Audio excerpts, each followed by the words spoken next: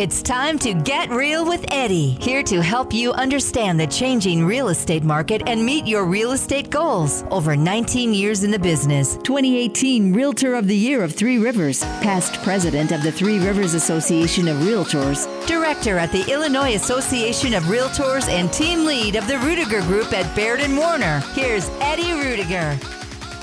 Oh, welcome to Get Real with Eddie. Here in studio, of course, with me is Nancy Valley from the Ruettiger Group at Baird and Warner. Nancy, how are you? I am well. How are you? I am good. I'm enjoying birthday month. It's been, so far just calm. Yeah. Kids' soccer games, stuff like that. Nothing major. Good. We had a first birthday party over the weekend.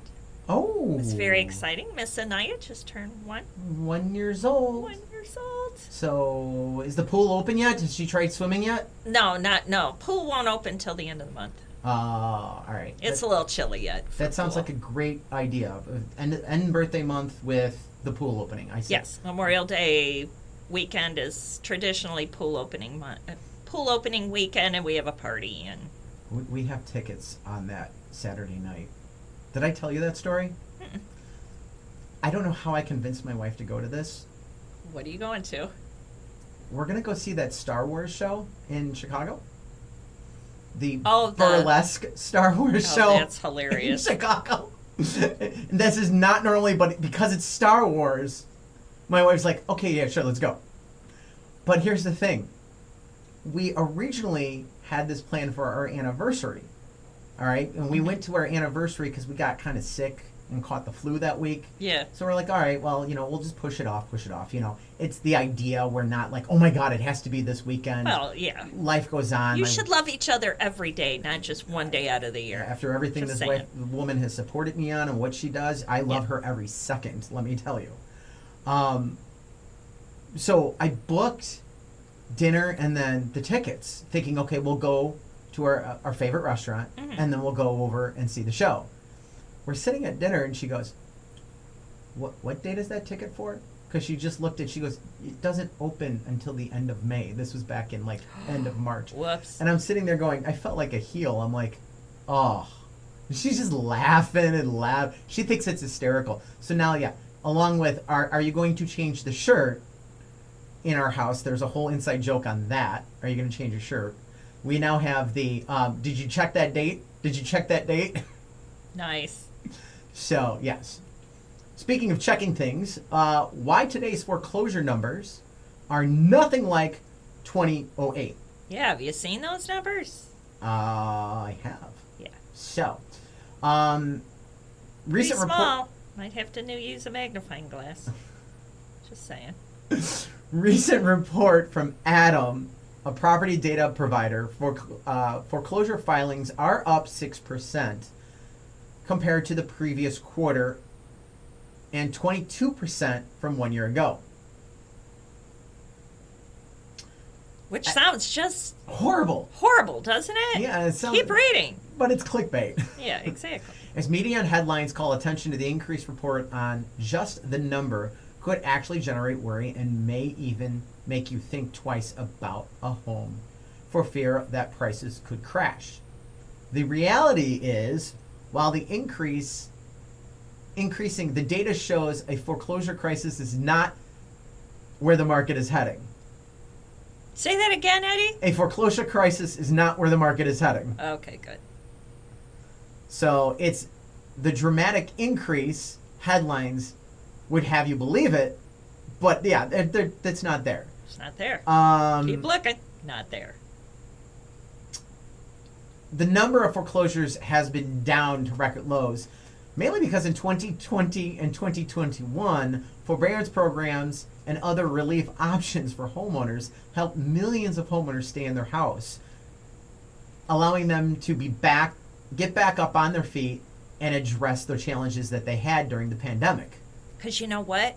Banks don't want to be in the real estate business. No, they don't. They do not want to do that. They're going to help homeowners take care of business. Okay. So, off my soapbox.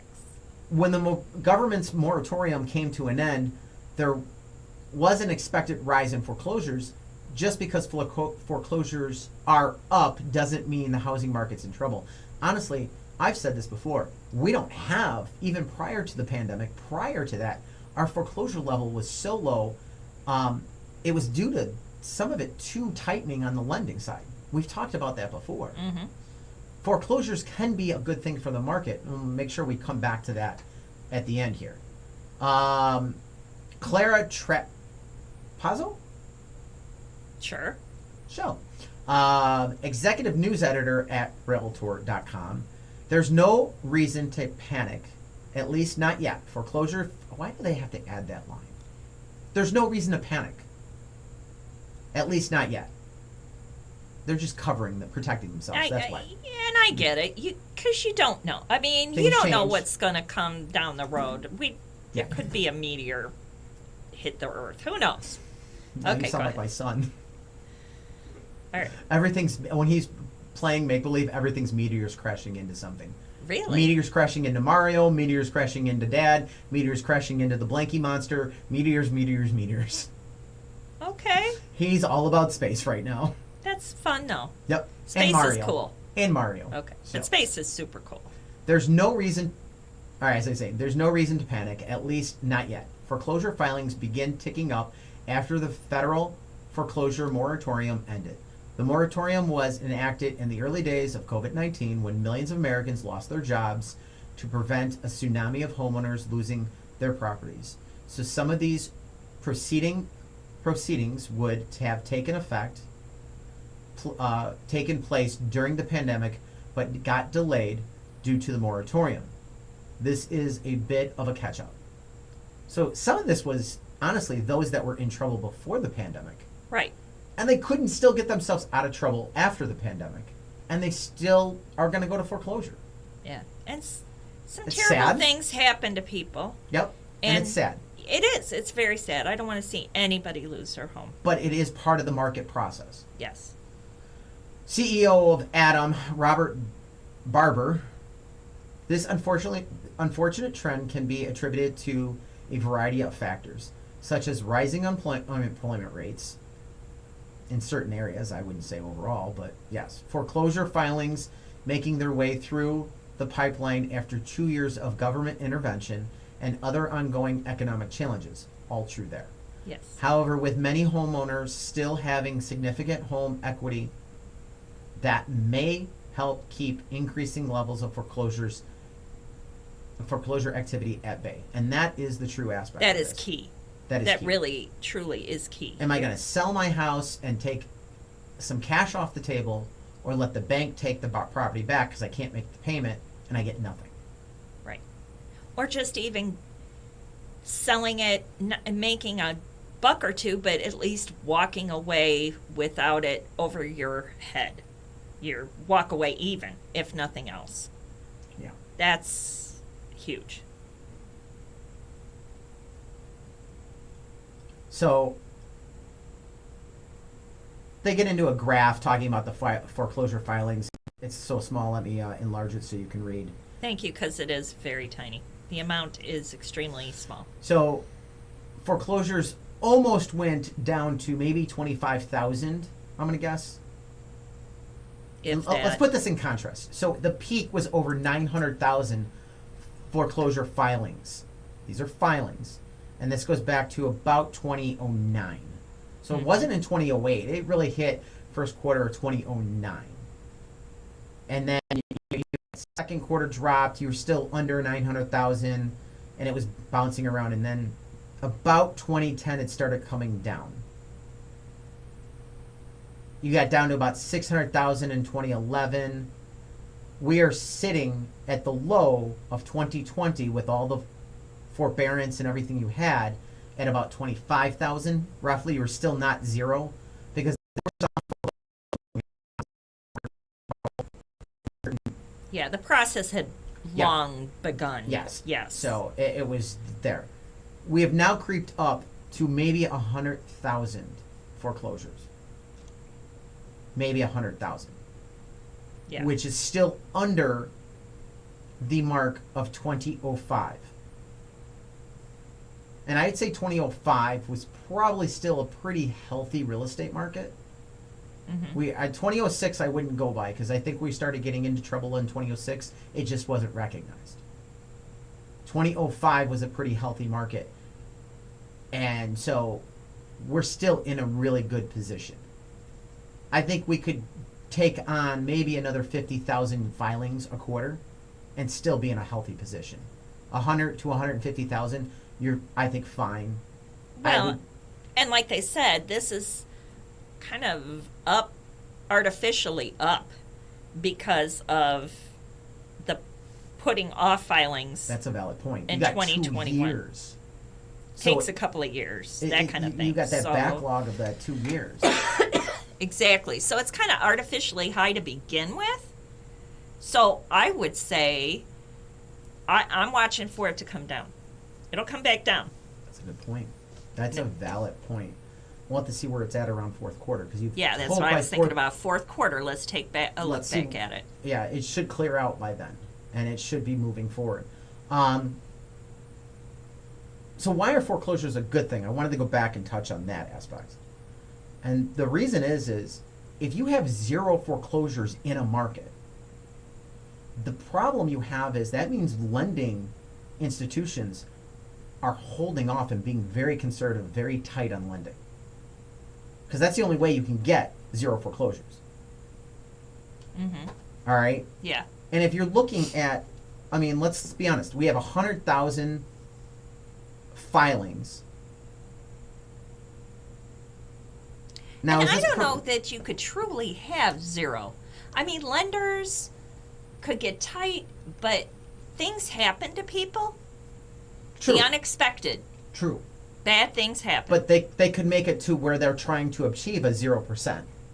You True. know, that's what their goal is. You're still going to have it. But think about this. The way I read these numbers, this is filings per quarter. So let's just go back the last 4 quarters and let's just average it to 100,000.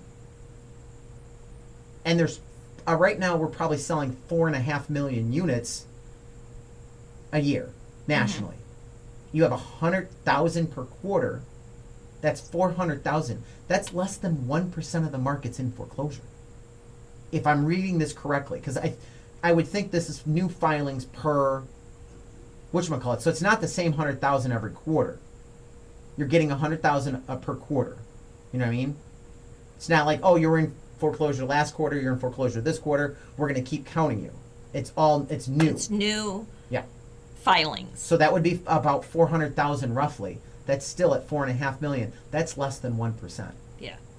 You could double that, I think, and go to 200,000 a quarter. All right, that'd be 800,000 a year. We're at 400,000 a year, and the market still could absorb this. I think. In this market, absolutely. And keep in mind, folks, this is going to be a local aspect too.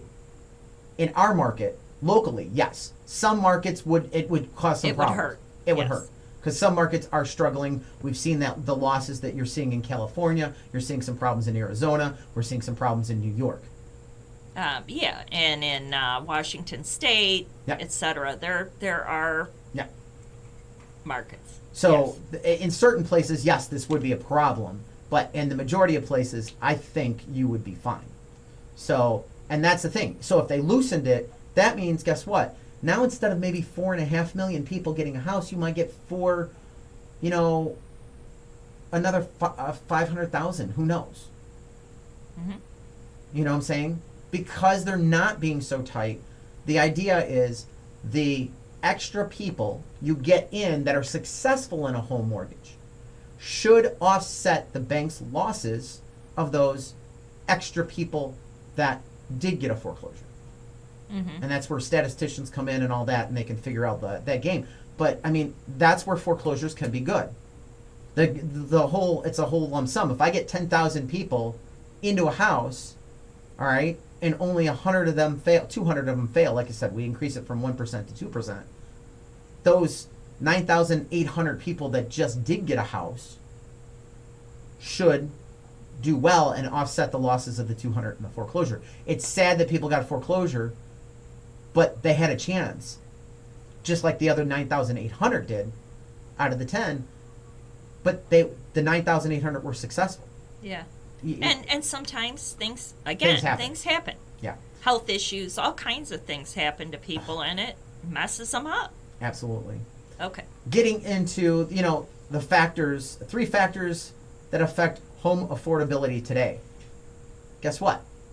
It's the same 3 factors that have always affected home affordability. I was looking at this article really closely before we came on air. Oh, and I'm yeah. like, this is the same 3 factors. Factor number 1, Nancy, that affects home affordability. Mortgage rates. While mortgage rates are higher than they were a year ago, they've hovered primarily between 6 and 7% for nearly 8 months now. And that definitely affects affordability. Absolutely. And number 2, what affects affordability? Home prices. And you know what? On my view, out of all the 3 components to this stool, because I look at it like a 3-legged stool, Mm-hmm. because you don't have one of the stool legs, it's going to fall over. Right. This one has the least impact in my view. I would agree with that. Yeah. I would totally agree with that. What does CoreLogic say pertaining to the home pricing? CoreLogic, Selma Hepp, HEP. Is it HEP or HEP? HEP, H-E-P-P, HEP. HEP. Still Chief like HEP. economist, I know you just want to say HEP. HEP. Chief economist at CoreLogic explains the divergence in home price changes across the U.S. reflects a tale of 2 housing markets. Declines in the West are due to the tech industry's slowdown and a severe lack of affordability after decades of undersupply. The consistent gains in the Southeast and the South reflect strong job markets in migration patterns and relative affordability due to new home construction. She got the line that it's on. Yeah, 2 I different hate when pages. that splits. I I see know. why you always give that to me, because you always give that to me. I don't always. I take it sometimes. Mm. And then the last aspect. Which I think has to do, if any leg has to be the strongest, I would say this leg has to be strongest. It would, I think it's a good tie with interest rates. It depends. But I almost nudge and lean towards wages, and that's what it is wages is the last leg. Because and why I say that is because wages can overtake mortgage rates. I mean, True. if you have a good solid wage, it can overcome a higher rate. Well, and here's the thing, and the reason why is, it goes back to that concept of compounding interest. And it's this simple. Let's say you get a $5,000 pay increase. Yes. You're not going to use all $5,000 necessarily to buy a new house. True. All right? And the $5,000 isn't looking at from an aspect of, oh, I got a $5,000 increase on buying in my wage, I can go buy $5,000 more in house. No. You get a $5,000 increase in wage, you could be looking at a couple thousands of dollars more. Yes. Because it's a monthly payment aspect. Mm-hmm. So you break out, let's do easy math. Let's make it a $6,000 increase. A Okay. $6,000 increase would be probably about $200 more a month. Yes. All right? Well, $200 more a month could be 10, 20, 30, between $30,000 to $40,000 more house, depending on the interest rate, depending on your debt to income. There's a lot of factors that play in just from getting $200 or $6,000 a year. So, yeah, I think, wages do have a bigger impact. And we have seen wages, while it's not keeping up with inflation, over the last couple of years, wages have been going up 3 to 4%. Yeah. So while affordability on housing has gone down, no doubt, because wages have increased, albeit not as quick as inflation, yeah. it's still managing to kind of keep in the circle. Yeah. Yes. So higher wages improve. It's a woogity leg. A woogity leg? It's a woogity leg. Okay. Higher wages improve affordability because they reduce the percentage of your income it takes to pay your mortgage. Since you don't have to put as much of your paycheck towards the monthly housing costs. So yeah, and average the hourly earnings seasonally adjusted is up since 2006. We are up is that dollars per hour? Yeah, in it's dollars per 2006 it hour, was about so- $20 an hour. Yep. We're about just around $33 an hour now Average hourly earnings for all employees, for by all the way. employees. Yes. Yeah. Yeah. So that makes the wages. I think you're right. It's the biggest component. And if I was to add a fourth leg to this, I think it would be the inflation number. Yes, I mean, I would agree with that and the- because it affects how much of that chunk of 6,000 that you're getting. Yes. It's How huge. much you can put Yeah. towards housing. It gets into the wages versus real wages. Yes. So yes, wages are up 3 to 4% in the last couple of years, but because of inflation being at 6 or 7, you almost have a 2 to 3% loss in wage, trying to make up all the other household aspects and stuff along those lines, depending on what actually truly affects you. Obviously, if you live in the city and you don't have a car, gas prices going up might not affect you as much as you think. So, all right, let's do this really quick, and then let's talk about numbers for Shorewood, Illinois. Okay. Why buying a home makes more sense than renting today. Wondering if you should continue rent or if you should buy a home this year. Consider rental affordability is still a challenge and has been for years. So I was over and we had a conversation with Roberto Delgado from Guaranteed Rate about this, and we were looking at some data points. So this is a really interesting concept because you're hearing some people come out talking about rents are going down, rents are going down, rents are going down. And I looked at the data. Rents are not going down. Not in this area. Rents are not going down. Nationally, data speaking, what we're seeing is, just like we saw in the housing, a deacceleration of the price. So rents were going up at 7, 8, 9%. Yeah. Rents are still going up. They're going up at 2 to 3%. But they're saying rents are going down. So it's kind of a catch bag if you're not paying attention to the actual data. They are still going up from the data that I saw. So data from the census shows rents have been climbing pretty steadily since 1988. So Realtor.com shows rents continue to grow today, even though at a slower pace than we saw at the height of the pandemic. In March, Which I would totally agree with. yeah, Yep. in March 2023, the U.S. rental market experienced single-digit growth for the 8th month in a row. The median asking price was $1,732, up by 15 from last month, and down by 32 from the peak. But it's still $345, 25.7% higher than the same time in 2019 pre-pandemic. So you're seeing some peak numbers come off.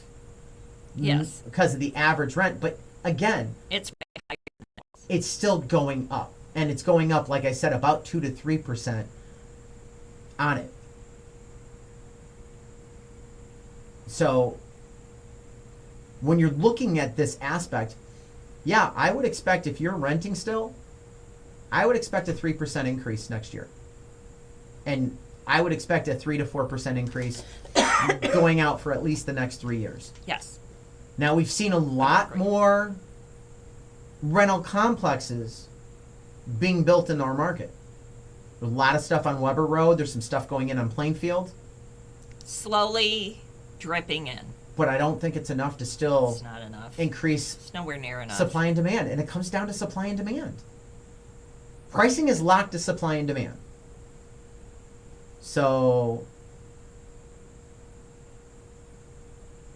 owning a home could be a lot more affordable when you're looking at the aspects of this. So the cost difference between renting and buying based on the number of bedrooms. This So- was an interesting little snippet. This is a national average we're talking Yes. about. So this is from Realtor.com and NAR. Principal and interest only, not taking in taxes. Okay. Overall, $1,732 on the median rent. For overall, a studio is $1,451 nationally. A one bedroom is $1,637, and a two bedroom is $1,901. We got some inexpensive rentals compared nationally. I gotta be honest. I don't see a lot of two bedrooms for $1,900. There's some two bedrooms out there that are cheaper than that. For apartment buildings, yes. Yeah. So even on some single family, it depends, but it gets into where you want to rent too. It depends on where you're at. Yeah, I get it. The average monthly mortgage payment is $1,827.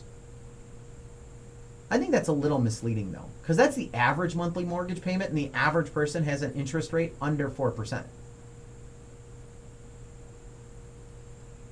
Yeah.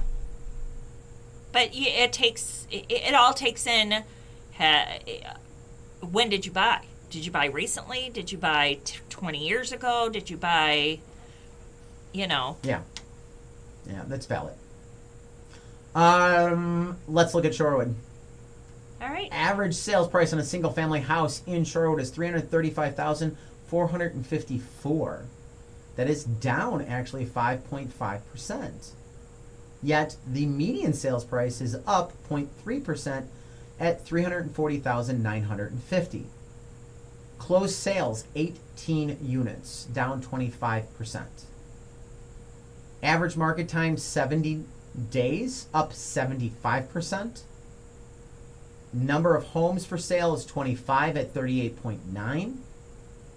New listings 19, 17 under contract, and 18 closed. That wraps up pretty much all the stats on single family. What are your thoughts on all of that? Find that interesting. I would say probably there were some less than stellar properties. Two or three properties come in that they might be selling higher price, bringing that average down. Yeah. I mean, and the fact that they sold for 96.1% to me says, okay, there was bargaining in there, probably due to less than stellar property. Due to condition. I agree. Yes. I think that's what you're looking at. I don't think you have a scenario where the properties are going down in value. I think it was a scenario of, again, inventory and condition. Yes, and with that average market time of 70 days, that's what it's telling me, is that stuff sat. What? Yeah. Because if it's nice, it goes fast. So. Yeah. So you had, and it only takes 2-3 units. Right. That are selling for under that price. So that is an interesting comparable there. On the attached, you've got 2 new listings, 6 under contract, 1 closed, compared to 7 last year. Median sales price $255. That is up 6.3%. Same with the average at $255. That is up 6.3%. Considering there was one property. One property. I wonder what it sold for. Yeah. Gee. $255. Percentage of list price received. Hey, they got 102% of asking. On that house. On yeah, that house. Nice. Yeah. So average market time is up 58 days. And the inventory of homes to buy at the end of March on single family were nothing. Unattached. Single family. Unattached. 0. There was nothing to Nada. buy. Nothing. Nothing. Talking about an inventory issue. So. It makes me sad. It just does. Because, yeah. It's just nothing. So if there is, by the way, that means next month, if there's 2 houses available, month over month, there's a 200% increase. Yeah. In inventory. And watch some people going crazy. Oh my God, inventory went up 200%. Stop. Yeah. Well, average market time went up 383%. All right, let's hit the break. And when I get back from the break, you know what I want to talk about? What do you want to talk about? I caught this article on CNET. All right? Mm-hmm. Don't mount your television over the fireplace. I have so done it. I can tell you. All right, well, let's talk about it when we get back from the break. Keep it here with Get Real with Eddie.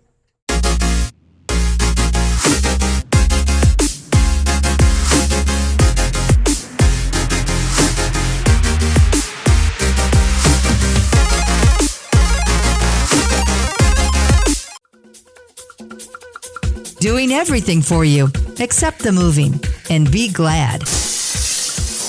It's Get Real with Eddie. Welcome back to Get Real with Eddie. Hey, if you got questions on the market, give Nancy a call. Nancy, what's the best number to reach you at? My number is 815-545-1162. All right.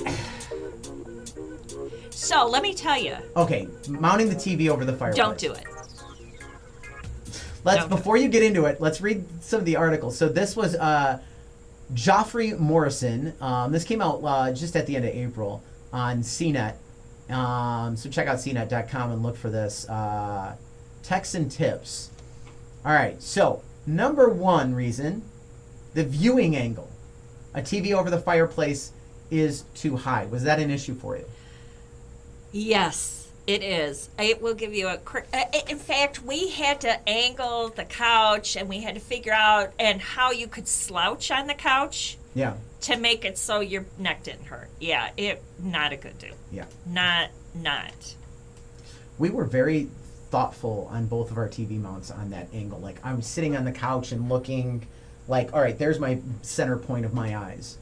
So, but I think that had to go back with my history with the DJing and history with AV and all that. It was the old house. It wasn't the current house. Yeah. And we were experimenting. And then comes in with the fireplace and putting in the, mounts and...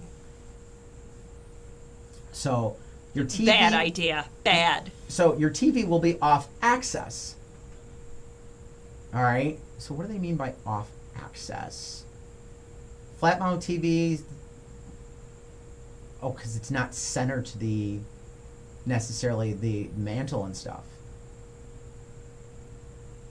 So you've got a really weird situation.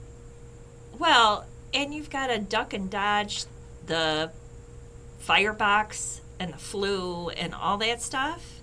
Here. Most LCD look significantly worse if you're not looking at them straight on. Even a few degrees below their center line, like you are sitting on the sofa looking up at the TV, can make the image profoundly different than looking directly on access. That's where it is, especially if you've got an LCD. So, would the third reason be the problem of why you didn't or shouldn't? No, it was more my neck. Was it your neck? It was definitely the neck. Okay. And quality of picture. But heat and soot can damage your TV. Can damage your TV. Yeah. Have you ever seen soot on the brick of the front of a fireplace? Yep. Guess what's going on in your TV? Yep. Yep. So not good. The soot can get into the television. The heat and temperatures will decrease the operating life of the television. Mm-hmm. So, I mean, it's an electronic, and one of the biggest problems for electronics is heat and heat damage. So keeping that in mind, you really do want to watch what you're doing with where you place the television. The downside is, in a lot of these modern homes, I don't know where else you put it. And that's a big concern. Yeah. Especially if you have a lot of windows or whatever in the room. And you don't have a solid wall with a lot of these open floor plans. It's either you got windows, you got this. The only spot is really over the television set. Yeah. So. Or over the fireplace. Yeah. What do you do? Over the fireplace. Yeah, not television set. Over the fireplace. Yeah. I think one thing is if you got an all gas fireplace, that's going to help. Yes. As opposed to wood burning. Yes. So now you don't have to deal with the soot issue. So. A lot of those are sealed systems also. And some of those are kicking heat away with a fan. So that may help. But still. But you still have the neck, the position, and the screen quality. Yeah. So, you know what the other aspect is, and this goes into the Ruettiger household. What's that? You can't really get that big of a television set above these fireplaces. I'm just saying. No, you definitely could not fit our TV above our fireplace. How big's yours? It's like a 70. I have a 70 in my family room. I have an 80-inch in the living room. Oh, We are TV people. We are movie people. yeah. I mean, we do love. I would love an 80-inch. It's and the living room was our living room was Don't way tell bigger. John, he'd kill me right now. So they have a 90-inch out. Actually, I think the biggest Sony has is 120. I keep trying to talk the wife. And his eyes are lighting up. It is Yes. birthday month. It is birthday month. No. I know what I want for birthday month. What do you want for birthday? PS5. Okay. There's a new Star Wars game that's out, and I am not really a gamer that much. I've done some stuff, but honestly, right now in the house, I have a Switch, which really has gone to the child, and I have a PS3. That's how far back I am. So I don't have a lot of time to play video games, but I would make it to play video games. Or just to play that game. Just something to, decompress at night. Yeah. And just kind of sit back and relax. So yeah, don't mount, if you can't help it, try not to mount the television Over the fireplace. over Bad the fireplace. idea. Bad idea. If you do, I would talk to some electronic stores and stuff and see about putting a cooling fan behind it, because that will help keep the television lasting longer. Yeah. I would consult a professional as far as electronics on how hot, how high, how I think there's a what you TV could do. expert in Joliet. Is there? Yeah, we might see. Maybe we can get him to come on the show. I was even thinking Geek Squad might be able to. Nah, I think I got a local guy. I can make. You got a guy? I might have a guy. I might have somebody. Yeah. Right. Let me stop off and see, and kind of go from there. All right. So yeah, ways to overcome the affordability challenges in today's housing market. Number one way is what, Nancy? Gotta expand your search area.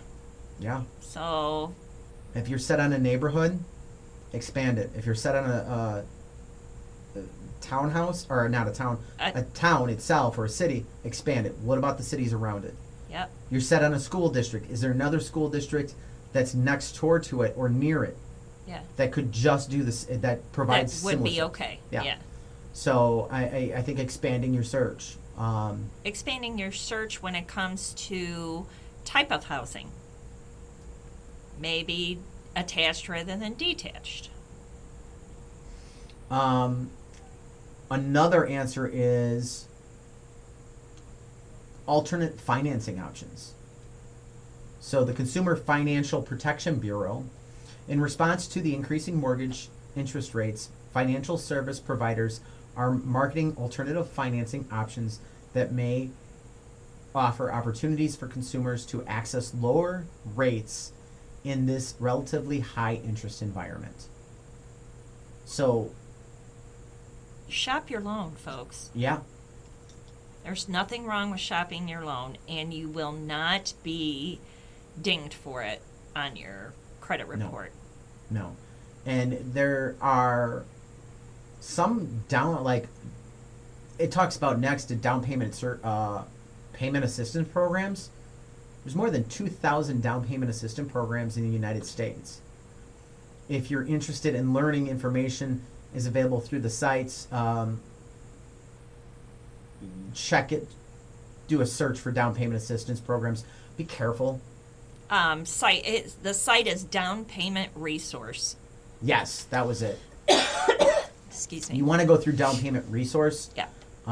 Versus just doing a Google search, because you do a Google search, you're going to get tons of stuff, and all it is it's lead You might generation. get a lot of garbage. Yeah. It's lead generation from lenders. You're going to get multiple lenders and multiple things calling you. Go to that down payment resource. Ask your broker. And ask the lender, ask your realtor, all of that. see what they're offering and what they have available, because that can make a big difference. Brokers know what's out there right now because they're always asking. Well, and that's like we have locally, the IDA loan has down payment assistance, and they've been averaging rates under 6%. Yeah. So if you qualify for an IDA. Yeah, IDA's a great way to Right- go if you qualify. right and your now- lender, again, your lender will run the numbers and talk to you about if it's right for you. Yeah, because right now it's been a great loan. Yeah. In the past, I've turned some people and said, no, I think you can do better without doing IDA. But right now, it may be more productive to do it with IDA. Yeah. It's all about timing. It really is. You know, and figuring out what the best scenario is for you and your needs. Absolutely. All right. We have a ranch home that is still available in Creekside Crossing. This is 16252 South Long Common Lane in Plainfield, Illinois. This is a Matisse with an elevation F. It is a 3-bedroom, 3 full bath home, full basement, 3-car garage. If you are looking to get into a ranch home, this thing is awesome. You have It's waiting for me to buy it. It's waiting for you to buy. I just have to talk my husband into it. This is a great location too. It's on lot 5115. It is a really cool location. It's a beautiful home. 2,365 square feet. All 3 bedrooms are kind of separated out from each other, so they're not on top of each other, which I like personally. You've got quartz countertops, 42-inch cabinets in this property, and it's that frosted white quartz. I love that frosted white. It just looks so elegant, so amazing. So all stainless steel appliances in the kitchen. So it's just a beautiful home, and you're right there in Creekside Crossing, which is near the Fort Beggs bike trail, Mather Woods, Gregory B. Bott Park, which is, I think, Eddie's one of his favorite parks. Yeah. Yeah, that's Green Park. That's Green Park. That's not Blue Park, it's Green Park. Everything for him was park colors. I don't know why. Except the one. There's one we did a park review. That's Eddie's park review park. Oh, okay. So he did a whole little review when he was like 2 years old and barely talking. Yeah. And the only thing he could say in the whole video was, bye-bye park. Bye-bye park. That, and he's like, good park. Good park. Nice. So cute. It's on YouTube somewhere. It's out there. Yeah, do a search. Eddie's Park Review. You'll enjoy it. You'll get a kick out of it.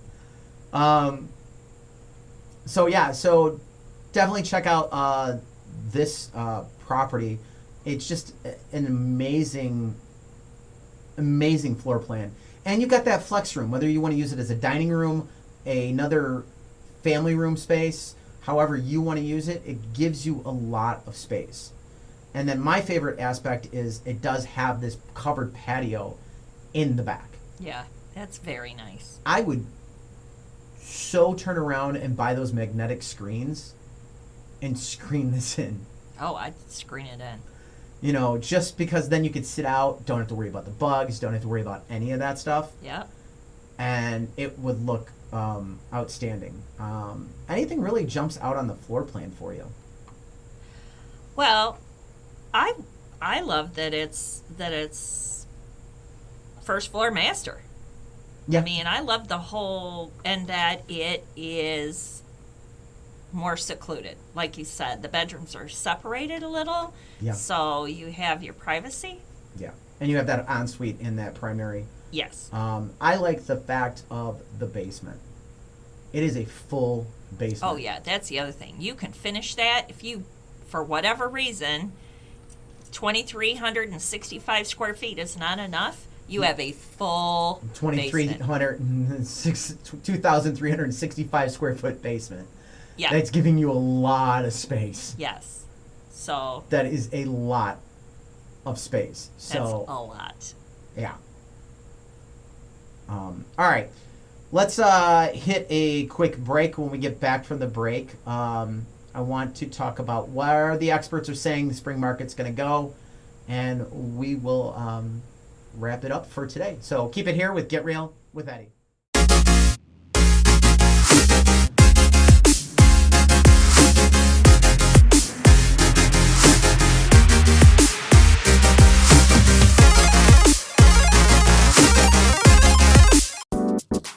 It's Get Real with Eddie, where everyone deserves the opportunity of home. Welcome back to Get Real with Eddie. Hey, if you got questions on the market, give me a call, 815-823-5478. Again, 815-823-5478. And that includes if you want to see that Batiste and Creekside Crossing. That is property address 16252 South Long Common Lane in Plainfield. That's 16252 South Long Common Lane in Plainfield. Just give me a call and we will get you in, 815-823-5478. All right. So as always, the experts are throwing out their knowledge. Anything jumping out at you, Nancy? How about we start with what CoreLogic's at? Well, Selma Hep. Or do you say?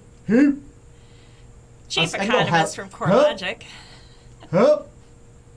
We see more competition among buyers. Housing supply also tends to grow during the spring months, as this is also the time of year when relatively more migration happens as people graduate and move elsewhere looking for jobs.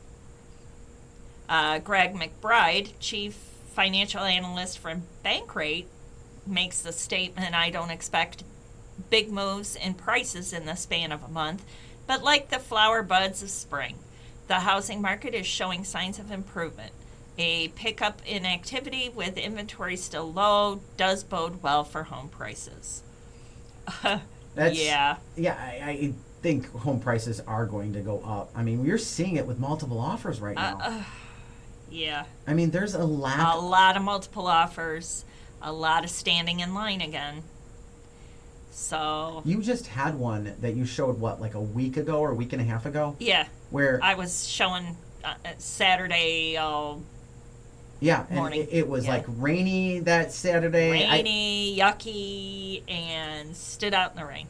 And you had, what, 4 or 5 people in front of you? 3 or 4. Okay. 3 or 4 on average, 5 houses, 3 or 4 people in front of us at each house. Weren't the same faces either. And it wasn't the same house. It was multiple houses. Yeah, that's what I'm saying. It was multiple houses and not the same faces standing in line either. It's getting borderline back into 2021. Yeah, it's 2021 again. Yeah, it really is. So, all right, let's keep going here. And the so experts. bottom line, Rick Sharga sums it up, founder and CEO, CJ Patrick Company. If you find a home you love and can afford at today's prices, don't wait. Home prices in most of the country are unlikely to crash, and mortgage rates will only come down very gradually if they decline at all this year, which we've talked about. They are coming down, but you can't wait because prices are going up. So and as those mortgage rates come down, it's going to be more buyers are going to come back to the market. It's going to be more competitive, and prices are going to go up. Yep. It's really, that's where we're at, is if you're waiting to get something in this market, make the move now. You need to make that move now to make it work. So, all right, that wraps it up for us here at Get Real with Eddie. Don't forget, check us out online 24/7, 365 days a year at getrealwitheddy.com. Thanks for listening to Get Real with Eddie. Eddie Ruettiger is a realtor at Baird Warner in Plainfield, license number 475141896. Managing broker Steve Engel. For more information on your neighborhood, call Eddie at 815-823-5478 or visit yourdwellings.com.